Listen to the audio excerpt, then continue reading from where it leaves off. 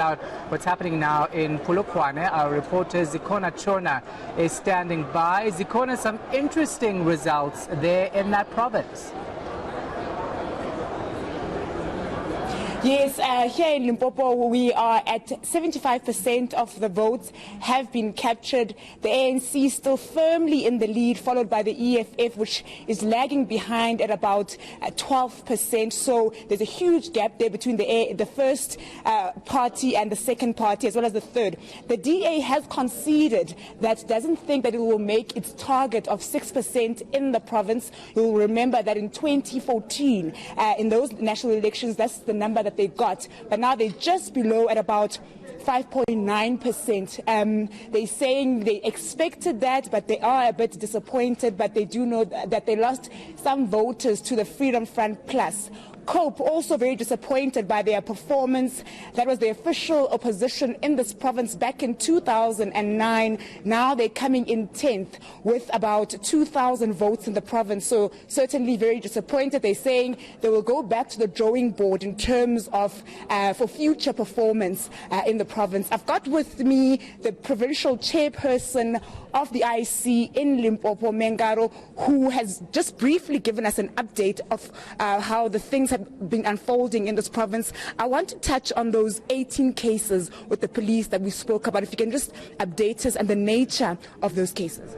Indeed, they differ from a simple case where a poster was defaced to a more serious case where somebody interfered with the work of the Electoral Commission. For example, the case in Guyana where somebody confiscated our provincial ballots and destroyed them with a knife. I think that case is quite serious. The second in Zanen, where one of the councillors attempted to register for special vote on behalf of deceased persons. Instead of checking the records, this person simply applied for these people. When our officials went to those homes, they found that those people have passed on. So it's quite a serious problem when such things happen, when you don't verify, when you apply on behalf of somebody, that person is actually still alive. So that is a serious matter. One of them is common assault, where an angry boyfriend simply went to our voting station demanding that the girlfriend should come out of the counting station when counting was not yet done. So this person assaulted one of our presiding officers. We view that in a serious light because you cannot interfere with the work of the Electoral Commission, no matter how painful this matter is, but you can't interfere with the work of the Electoral Commission. These cases are obviously before the police. Have there been any arrests that have come out of this province? Yes, indeed, there have been arrests. Some of the people have appeared in court, including the one in Vuwani, where the leader of Vuwani appeared in court, I think on Thursday, and most of them were given bail, and I'm sure we'll follow them up to the latter because election-related cases have to be followed up, and we have said to the Department of Justice, please prioritize them because justice must be seen to be done, particularly where people interfere or disrupt campaign